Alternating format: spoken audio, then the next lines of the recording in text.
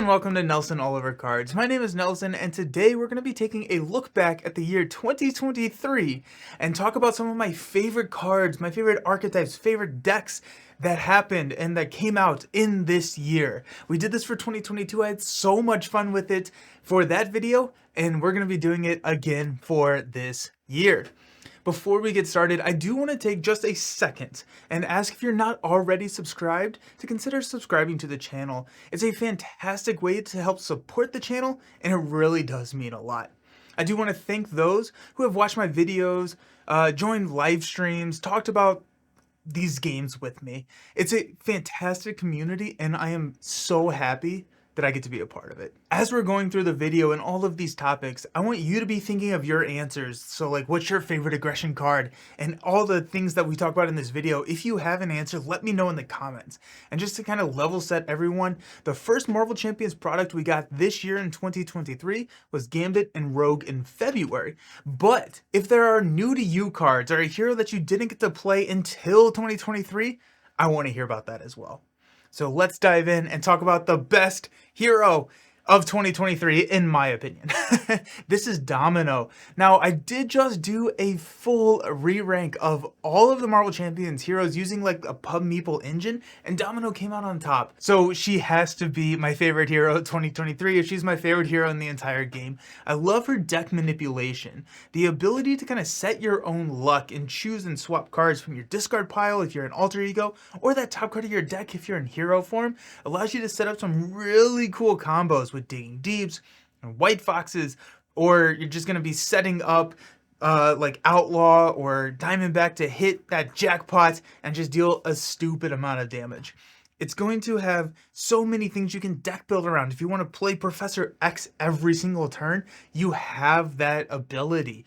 If you flip down, X leaves play, is going to be on the top of your discard pile, swap them right back in, and you get to play them again. There's so many cool things that you can do with Domino, and I feel like I am still learning how to best optimize her. She's a little tough, and I struggled with her a little bit there at the beginning. I guess I still probably struggle with her a little bit, but the satisfaction of like pulling off some of these epic combos is some of the most fun I've had this entire year. Domino is epic, and I absolutely love playing her. Now let's transition to the next topic, which is my favorite new ally. And this kind of ties into the previous topic because my favorite new ally is White Fox. She's a little expensive at that 3 cost, but she has a really cool response that whenever you discard her from the top of your deck, you actually get to put her into play. So this is excellent with Domino, who is all about discarding cards from the top of your deck to get benefit. So like her pistols, discard the top card, deal damage equal to those resources. If you discard White Fox, you now get to put White Fox into play, so you effectively get a free ally. So this is fantastic with Domino, which is probably one of the reasons I really like White Fox, but also is really fun for heroes or decks that have discard mechanisms built in. Like Iron Man with his kit, the futurist ability where you get to discard, or you get to look at 3 cards, discard 2 and take 1 into your hand on your alter ego, discard White Fox, you get a free ally. It's awesome. Plus, White Fox is lightning, so it works so very well with some of his Repulsor Blast. Or if you were running like a archetype like Global Logistics, you're able to discard White Fox or Weapon X and get her into play because you're discarding cards. It's a really creative design space that makes my brain just super happy whenever I get to try and build and optimize around discarding cards from the top of my deck. Next up, we're going to have a little bit different. We're going to stray from last year's video where last year I had like a favorite new archetype. I'm going to broaden that scope a little bit. I'm going to call it kind of like the favorite new combo archetype, deck direction, just kind of casting a wider net. And I'm so, an aside, Justice I feel like got a lot of love this year. And so for Justice being something that I did not love to play, I still think it's probably my least favorite aspect out of the 4, not including Pool.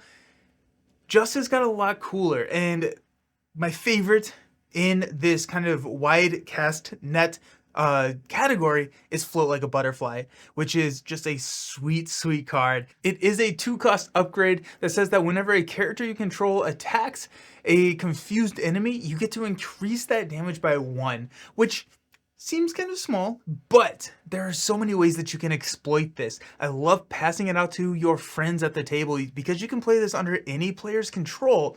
You can choose to throw this under the aggression player who's either getting multiple readies, or if you're throwing like boot camp onto the table, their allies are getting +1, now they're getting +2. If you bring that confuse and they're getting to attack a confused enemy, or leadership and ally swarm, or Quicksilver who gets to attack multiple times every single turn. There's just a lot of ways where this extra damage really starts to add up, and I think that is so very fun. Confuse is also already very powerful in solo, and so being able to bring some damage from the Justice aspect seems very, very fun and very, very cool, and we're getting a well-rounded kind of new style of play in yellow. Next up, and this is a new kind of category for me. I didn't know how to talk about this, so I'm just going to call it my favorite new thing, my favorite new addition to the game. And I feel like I may not even include this in my 2024, depends on kind of what we see, but I felt like I couldn't make this video without talking about player side schemes. And player side schemes came into the game this year and they are really cool. They changed the game, literally. They are a really fun design where they are side schemes that you are putting into play, and either they have a passive benefit, or whenever you thwart them down, they leave play, you get a benefit. So like Call for Backup, you get to get an ally for free onto the table. So very powerful. Or superpower training. Whenever you thwart down this side scheme, you get to go find a hero specific upgrade and put it into play. So if you have friction resistance on the bottom of your deck, now you have another way to get that into play and change the game really quickly. It really also, I love this because it opened up a whole new kind of support archetype, especially with Justice, or I guess Cable, right? Where you can bring side schemes to the table and you can be putting them down and thwarting them and benefiting the entire table. I love support, and so bringing side schemes from your aspect, or if you're Cable, all of the side schemes, bringing those to the table to open up and make other players better is very, very satisfying and something I love to do in board games, and now we can do it in Marvel Champions. So player side schemes, I think on a whole, is probably my favorite thing that happened to Marvel Champions this year. And again, this is a nebulous kind of category, but I needed to talk about player side schemes when I'm doing this video. I had to. So that is, yeah. Now we're going to get to the part of the video where we're going to be talking about my favorite new card in every single aspect. So starting with aggression, honestly, there weren't a ton of aggression cards that I loved this year.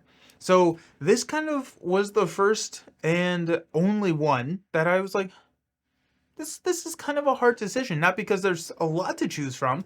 I just feel like there weren't that many super interesting aggression cards.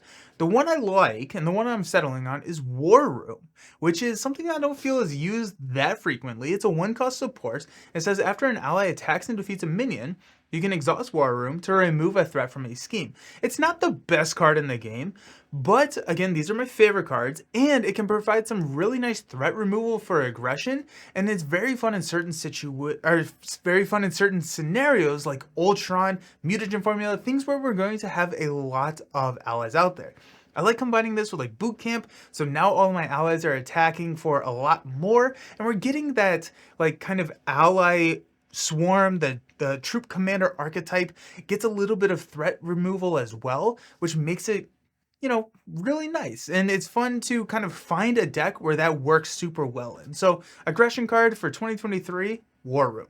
Thoughts on that one? I'm curious, because it's not one that we get to see a lot. For Justice, on the other hand, I feel like got a huge boost this year. There's a ton of fun new toys, and my favorite new combo card, which we've already talked about, is Float Like a Butterfly, is a Justice card. So I chose a different Justice card for this because I didn't want to say favorite combo card is Float and also my favorite Justice card is Float. While that is true, my second favorite card that I want to talk about is Upside the Head. So Upside the Head is a 1-cost event that says after you make a basic attack and damage an enemy, you get to confuse it. However, if the enemy is already confused, you get to stun that enemy.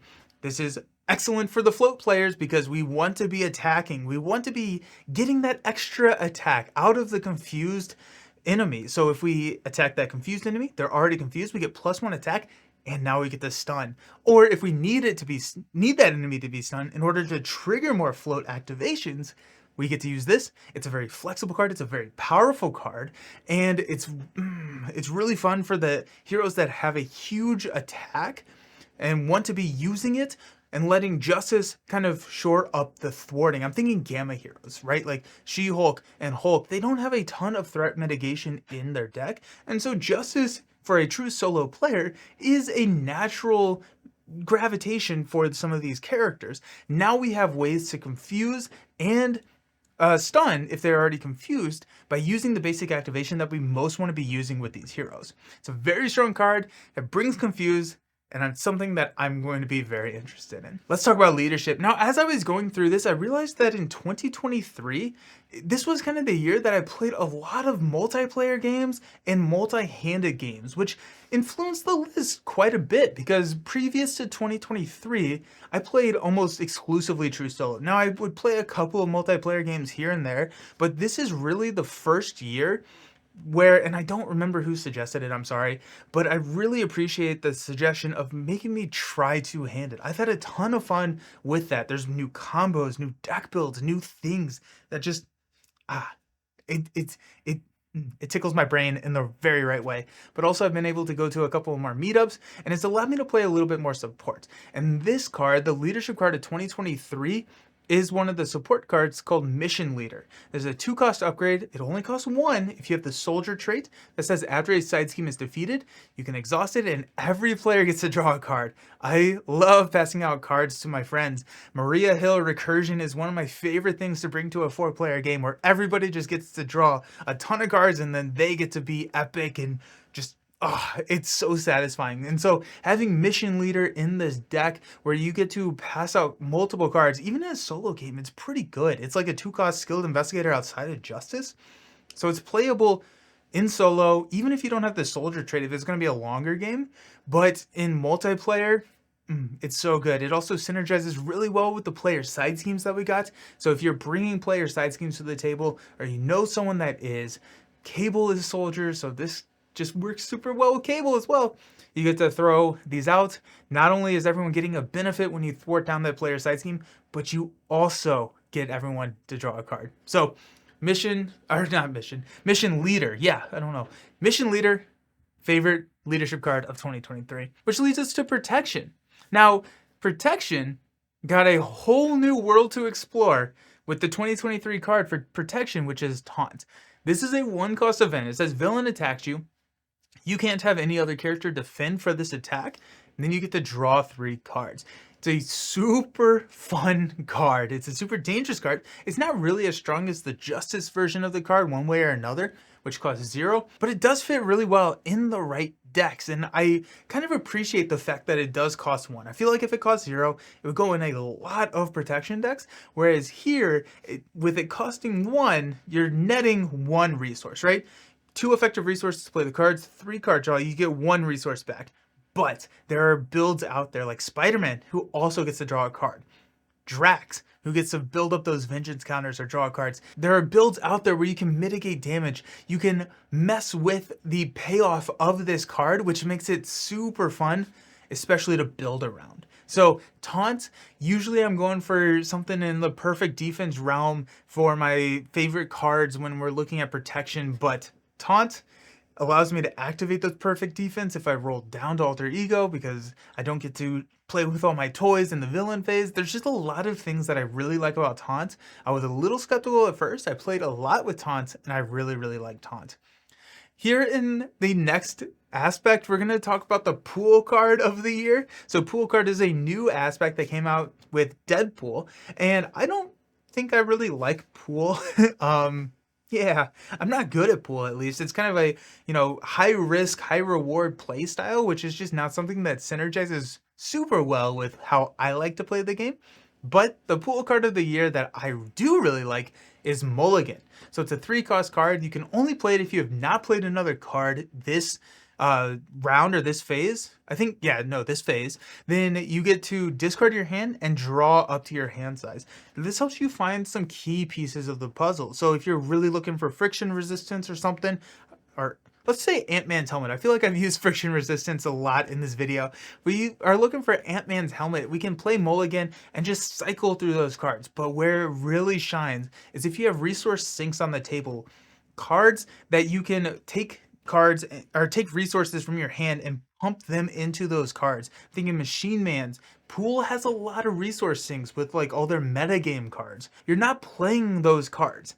You are discarding those cards for a benefit. And therefore, Mulligan is still playable. So if you pump Star-Lord's element guns full and you shoot those element guns, then you can then play Mulligan, draw up to your hand size, and then you have a full hand that you can do whatever you want with. So I feel like Mulligan is the most fun pool card and the one that I gravitate towards, and I like to try and construct my pool decks around. Alrighty, those are the aspects. Let's talk about my favorite basic here. Now I'm going to cheat just a little bit here, so please don't be too mad at me, but I am going to be choosing 3 cards, and after I explain, I'll narrow it down to 1. We're going to talk about Power of the Mind, Power of Flight, and Digging Deep. And really what I want to talk about here is I really love the design space that this started and continue to explore in the resource cards. Power of Trait cards are a ton of fun, where it doubles the amount of resource it generates when paying for an aerial card for Power of Flight. It can really kind of guide a deck into a realm that would be more challenging to go into before. So now instead of kind of diversifying my cards, if I'm running Power of the Mind, I'm really going to be looking for some psionic cards to include in the deck. And maybe there are some psionic cards that I wouldn't include, but now that I have this resource doubler card, it gets a lot more easy to include some of these cards that maybe would not make the cut before. And so it opened up a whole world of deck building. However, I told you I would narrow it down to 1, and that's going to be Digging Deep. Digging Deep is my favorite for all the reasons that White Fox is my favorite ally. It applies to Digging Deep as well. So it's really fun to build and optimize around, because whenever you discard Digging Deep from the top of your deck, you get to add it to your hand.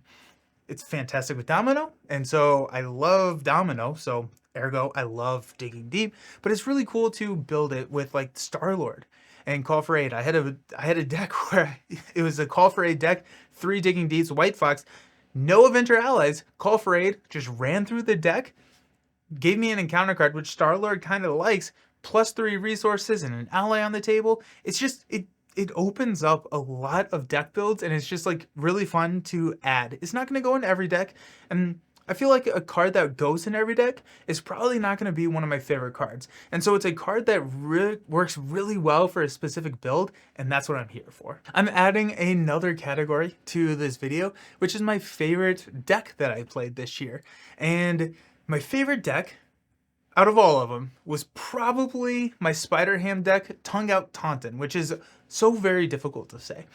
It uses Taunt to draw just a stupid number of cards. I'm not sure how good it is, honestly, because I find myself lacking damage in that deck, but it is fun. I had a game where I drew over 100 extra cards in one single game, because Spider-Ham likes to take that damage. He has a lot of ways to mitigate damage. He gets resources when he does take damage, and so Taunt feels like just a snowball effect. I just had a fun time with the deck. So Tongue Out Taunton, I'll include a link down below to it, but that was probably my favorite card, or my favorite deck that I played this year. If you have a favorite deck, let me know, because I do really like looking at different decks. So those are all the player cards. We're going to talk about my favorite encounters and modular sets now. And the best encounter this year, which we only got a couple of, we only got Next Evolution. And so the best encounter for 2023 is Juggernaut. I don't know if this is going to be controversial at all. I feel like people love Juggernaut.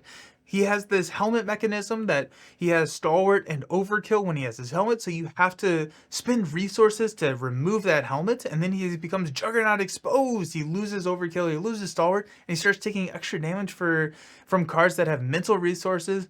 It's just an incredibly fun villain that forces you to kind of build a bit for the challenge, but not overly so. You don't have to build a deck specifically for Juggernaut, but it's a deck that probably works well everywhere, may struggle a little bit with Juggernaut. And so you have to tweak and change the deck just slightly and work on it, and Juggernaut's just a lot of fun. He's got a lot of different dynamics with trying to keep that helmet, keep him exposed, not letting him put that helmet back on. There's just a lot that goes on, which is just a really fantastic encounter design. Let's talk about mod sets. So my favorite mod sets, I'm actually going to give a group of mod sets, which is the Mr. Sinister mods. And what I mean by this is you have super strength, telepathy, and flight, which all come with Mr. Sinister.